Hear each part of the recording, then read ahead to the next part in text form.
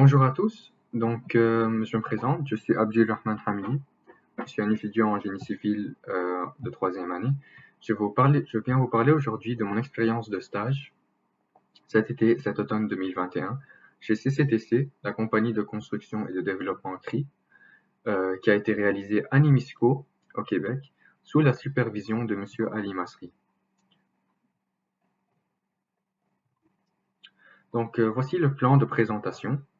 Je vais faire d'abord une petite introduction de mon stage. Je vais parler ensuite de l'environnement du travail, où tout s'est déroulé. Je vais aussi vous parler de l'expérience que j'ai acquise, donc que ce soit les savoir-faire et les savoir-être. Et je vais finir aussi par une petite conclusion et les références. Et je vais vous laisser aussi cette vue magnifique de Nimisco, le matin avant le début du travail, après un bon petit déjeuner. Voici l'introduction. Donc, le stage consistait vraiment en la construction d'une résidence nommée D, parce qu'il y avait déjà 3 résidences. Ça, c'est la quatrième. C'est en fait pour la compagnie d'Hydro-Québec. C'est la construction d'une résidence D en modules préfabriqués en usine. C'est comme c'est des modules en bois préfabriqués, comme on peut voir dans la photo ici à gauche, qui ont été déposés ensuite, une par une grue, une grande grue, sur les fondations qu'on peut voir ici à gauche, à ma droite. Donc, c'était vraiment un projet de gestion d'un projet de construction. J'ai pu découvrir le marché du travail, donc soi-disant comment vraiment un projet de construction se réalise. Donc avec tous les sous-traitants qui entrent en jeu, tous les travailleurs qui entrent en jeu, toute la gestion du personnel et l'implémentation de la santé et de la sécurité sur un chantier de construction. Et c'était vraiment un champ d'apprentissage très énorme. J'ai découvert beaucoup de machinerie, une grande communication avec tous les travailleurs. J'ai appris beaucoup de choses de la part de Hydro-Québec, de CCDC en termes d'ingénierie, mais aussi en termes de euh, comment se fait vraiment un projet de construction. J'ai pu voir toute cette responsabilité prise par les ingénieurs et toute l'organisation qui a été faite par le gérant de projet pour mener à bien ce projet. Et bien sûr, j'ai rencontré aussi, puisqu'on est à la baie James, j'ai rencontré aussi la population Cri, un peuple très chaleureux et où j'ai pu comprendre leur grande culture et c'était vraiment une grande expérience juste d'avoir communiqué avec eux et aussi d'apprendre de leur vie. Maintenant, je vais parler un peu de l'environnement de travail où tout s'est déroulé. À ma droite, on peut voir une photo des 2 roulottes du chantier. Eux, ils sont placés juste à côté de tout le chantier de construction. C'est où moi et les autres ingénieurs, on travaille. C'est où on a nos bureaux à l'intérieur et c'est où que moi je faisais toutes mes tâches demandées et c'est où euh, les ingénieurs coopéraient, travaillaient ensemble. Donc, euh, et dans la deuxième roulotte, celle qui est juste derrière, c'est où on faisait un début de quart chaque matin à 7 heures. Donc ce début de quart-là, c'est où on parlait de toutes les tâches de la journée, mais aussi de tous les risques et les préventions euh, qui peuvent être attribués aux travailleurs.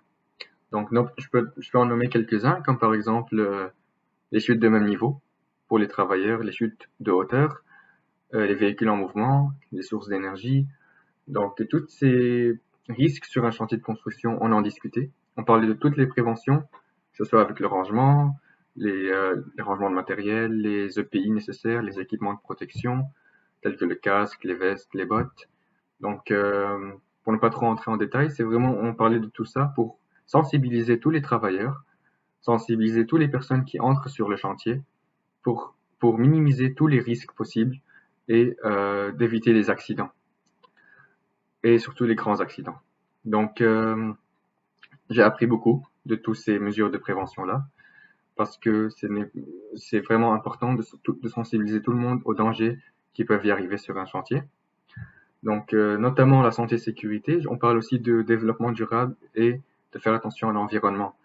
C'est aussi que CCDC, avec cette citation que j'ai prise de leur site, elle existe de tous ses employés le respect de l'environnement. Il y a aussi CCDC, elle faisait en sorte de toujours faire attention à ceci, comme par exemple euh, la décontamination lors des déversements accidentels des machines, par exemple. Il y avait toute une procédure à faire pour faire cette décontamination-là, où on peut prendre un autre exemple, celui lors de la butée de béton, lors des coulées de béton. On pouvait réutiliser le béton qui restait pour ne pas le jeter ailleurs. On faisait des boîtes en béton et on les laissait sur le chantier comme, comme des barrières. Ça, c'est juste quelques exemples que je peux donner. Donc, on peut voir aussi dans la photo ici à droite, à ma gauche, ça c'est une pause sécurité qu'on a fait avec Hydro-Québec pour parler de toutes les préventions de froid qui arrivaient ici à Nemisco, avec tous les équipements va falloir porter, les bacs de sel à mettre pour les entrées, faire attention lors des conduites. Donc ça c'est beaucoup de sujets dont on a parlé, avec bien sûr quelques exemples, pour nous sensibiliser tous au danger que le froid à la baie James pouvait être, parce qu'il y a des températures très basses qui allaient bientôt arriver. Donc voici l'environnement de travail. Donc maintenant, je vais parler un peu de l'expérience que j'ai acquise en tant que stagiaire chez la compagnie CCDC. Donc il m'avait demandé de faire plusieurs tâches, telles que par exemple de faire les rapports journaliers du chantier. Je devais donc descendre toujours sur le chantier et voir tout ce que font les travailleurs et savoir où ils sont placés. Donc comme ça, j'ai pu apprendre d'un côté technique toutes les choses en ingénierie qui peuvent se passer sur un chantier de construction. Donc j'étais toujours alerte à tous les machineries en mouvement et tous les travaux qui se passaient lors de cette journée-ci. Donc une autre tâche que j'ai appris, ou dont j'ai appris beaucoup, c'est l'utilisation du logiciel MCT Hydro-Québec. C'est un grand logiciel où je devais déposer et extraire des documents. Et donc en déposant des documents, c'était pour approbation d'Hydro-Québec ou pour diffuser les informations. Je devais déposer des documents reliés à la santé-sécurité et aux ingénieurs et reliés à l'ingénierie. Donc j'ai pu apprendre aussi beaucoup d'informations de ce côté ici. Je devais aussi faire par exemple des accueils à tous les nouveaux travailleurs qui arrivaient sur le chantier. Il fallait que je leur montre un peu le chantier. Il fallait que je leur explique comment tout se passe ici, s'ils avaient des questions à qui parler. Et je leur expliquais tout ce qui était relié à la santé et la sécurité sur le chantier. Donc tout ça est relié aussi à mon savoir-être parce que j'ai pu améliorer tout ce qui est ma communication, mais aussi avec tous ces documents, j'ai pu améliorer mon organisation au bureau. Je devais organiser des papiers, des documents, comme ça si on me demande quelque chose, ou on me demande un document spécifique, je pouvais savoir où il était placé. Donc, et surtout aussi en diffusant toutes ces informations-là dans le logiciel MCT, il fallait que j'améliore en souci de détails, toujours faire attention à ce que je dépose et je me relis à chaque fois les documents que je dépose pour ne pas créer des problèmes. Donc, de plus, on m'avait demandé de faire une tâche comme déposer du diesel dans les machines, comme on peut voir dans la photo ici à droite. Cette tâche-là, ça m'a vraiment appris beaucoup parce que j'ai pu savoir tous les nouveaux machineries sur les chantiers. J'ai pu tisser des contacts avec les opérateurs CRI j'ai pu former de très bonnes amitiés avec eux. Comme ça aussi, je voyais tout ce qui se passait sur le chantier pour mon rapport journalier. Donc, comme ça, j'ai appris beaucoup de choses d'un côté technique et aussi avec un savoir-être.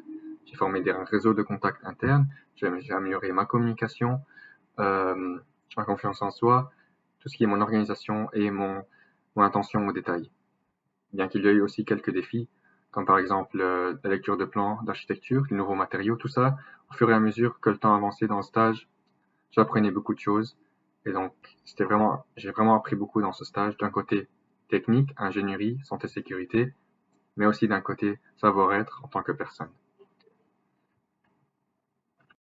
En conclusion, le champ d'apprentissage lors de ces 7 mois de stage était énorme. J'ai appris beaucoup du côté technique d'ingénierie, santé, sécurité, développement durable, mais j'ai aussi appris beaucoup d'un côté personnel où j'ai grandi, j'ai mûri. J'ai plus de confiance en moi, j'ai une meilleure communication, meilleur travail en équipe, organisation.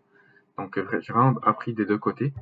Je suis fier d'avoir pu vraiment offrir à ces décès de l'aide beaucoup dans n'importe quelle tâche dont ils m'ont demandé. Donc je les remercie depuis le premier jour. Ils m'ont accueilli et ils m'ont laissé être très content d'être au sein de leur entreprise. Je vous laisse maintenant avec ces 3 photos, une avec lors de la positionnement des modules, une avec une photo récente du projet et une avec moi et les 2 ingénieurs et le gérant de projet à qui je remercie tout le monde de m'avoir formé. Merci beaucoup aussi de m'avoir écouté. Je vous laisse voir juste les références.